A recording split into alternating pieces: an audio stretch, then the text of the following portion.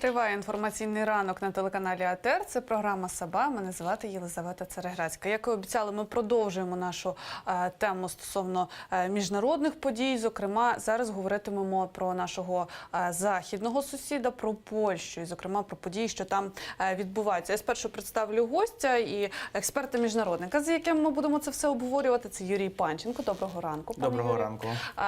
Спершу, ніж ми почнемо обговорення, давайте послухаємо пряму мову президента Польщі, пана Дуди, і після того будемо говорити.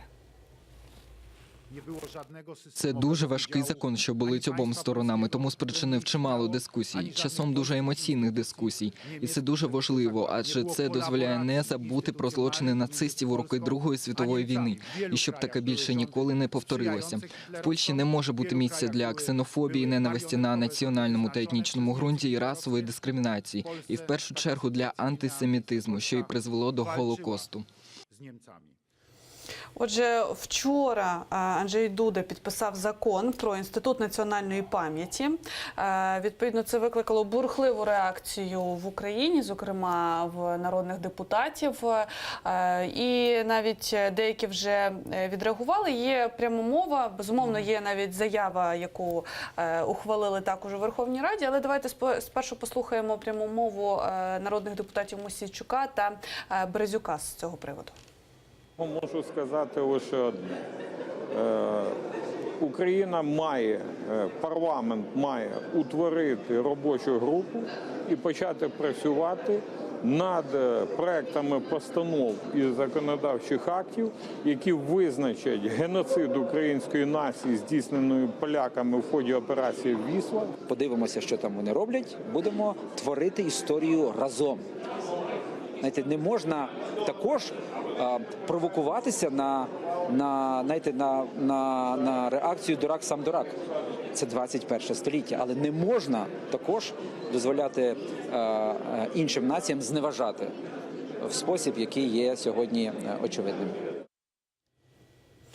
Отже, я нагадаю, що ухвалила заяву Верховна Рада, яка засуджує, власне, таке рішення Сейму, і проголосували, підтримали цю постанову 242 депутати.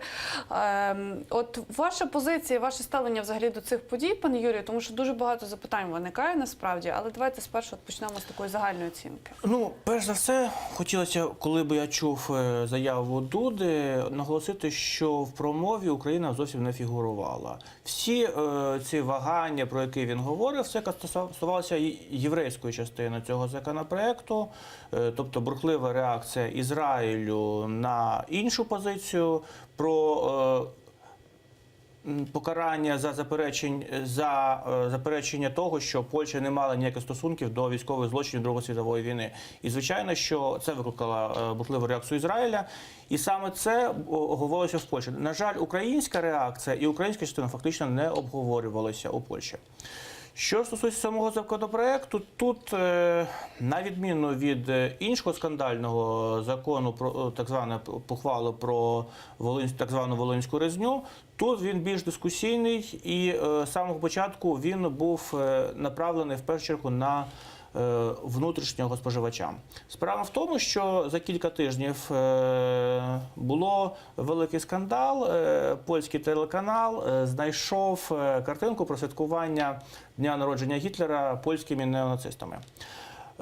Для Польщі це певним чином шок, тому що загальна позиція, що Польща – країна, яка, вони вважають, найбільш постраждала під час Другої світової, де нацизму бути не може, тут таке. Причому керівник має певні стосунки і до правлячої партії, ну, не дуже прямі, але певні є. Звичайно, що це використовувалося позицією. І після цього вирішили підняти із нафталіну законопроект, який ще лежить вже кілька років.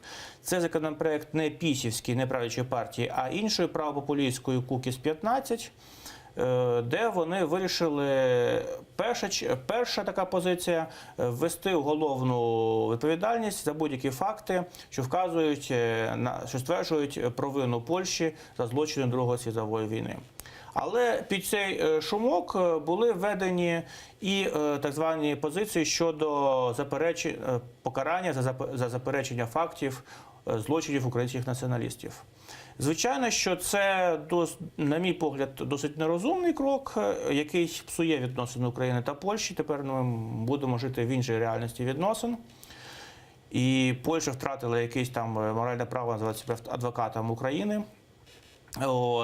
Скоріше за все, цей законопроект має великі шанси, щоб через деякий час бути скасованим, тому що опозиція, на відміну від Волинської різні, які підтримували фактично всі депутати майже одноголосно, тут опозиція чинила шалений опір, і це є позитивний сигнал.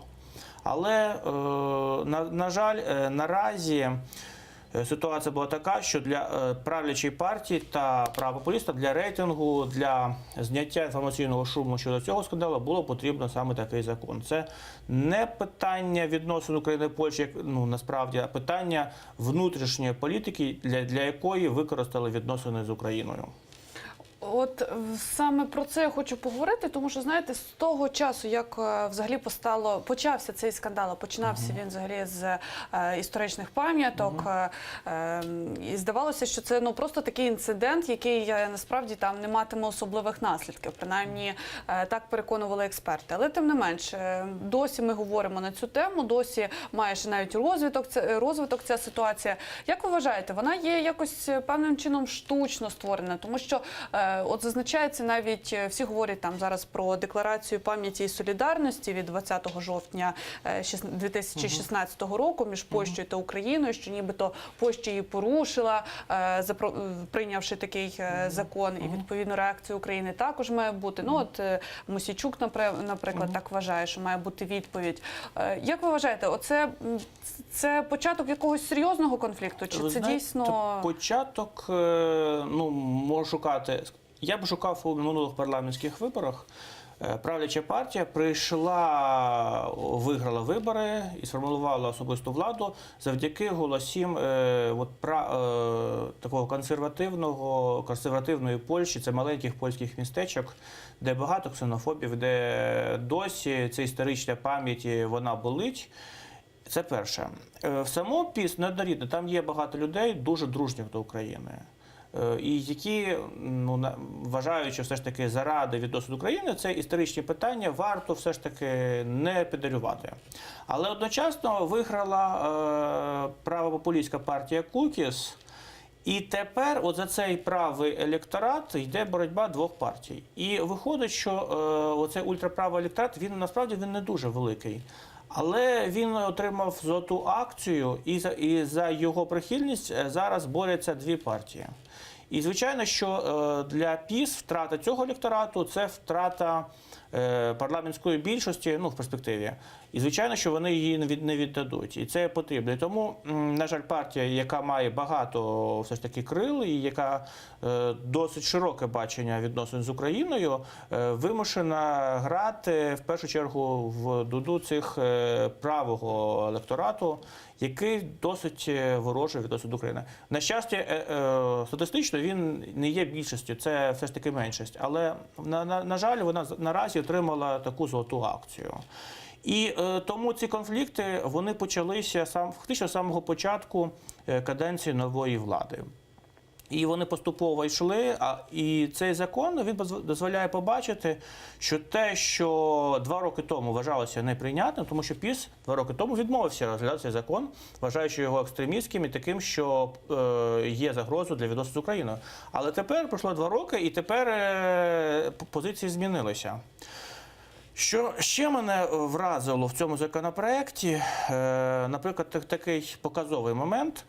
Там в тексті вказується, що покарання за невизнання злочинів українських націоналістів на Волині та Східній Малопольщі. Східна Малопольща – це наша Галичина, це термін, який використовувався досі лише якимись польськими ультраправими, які не мали парламентської присутності. Досі. В офіційних документах це абсолютно був неприйнятний термін. От тепер він виходить, має законодавче вже оформлення. Це теж такий показник, куди движуться наші відносини з Польщею. Попри закон у Польщі, попри постанову в Україні, на 16 лютого, так, якщо я не помиляюся, анонсований візит віце-прем'єр-міністра Павла Розенка відповідно до Польщі, де будуть обговорюватися якраз культурні питання, історичні і так далі. Як ви думаєте, наскільки буде ефективною ця поїздка? Можливо, вдасться владнати цей конфлікт і вирішити його якось? Ну, владнати цей конфлікт з нашої точки зору означає, якщо президент Дуда не підписав, чи його ветував, чи направив його на повторний розгляд.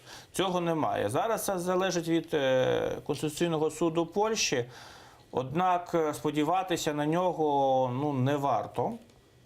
Скоріше за все, поки ситуація йде по поганому такому шляху, скоріше за все, закон вступить в силу.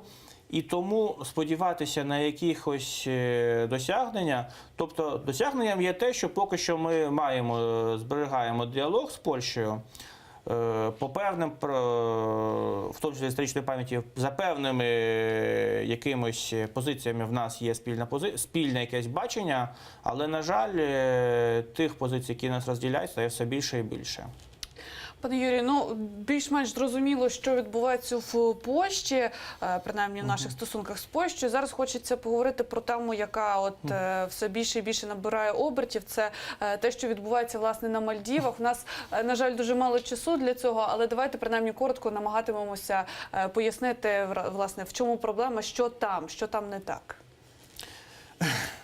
На Мальдівах наразі відбувається введення надзвичайного положення.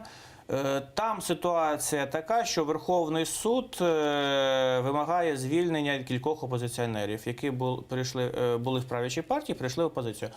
Питання в тому, що якщо це рішення було б виконане, то опозиція отримала б більшість і почала питання імпічменту президенту.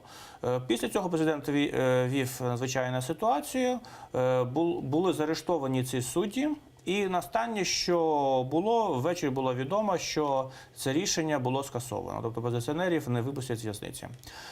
Фактично, основна позиція, те, що було в країні, вже відбулися. І, скоріше за все залежить від того, яка буде реакція. Звичайно, що ці рішення введення надзвичайної ситуації критикують і в Європі, і в США, особливо в США.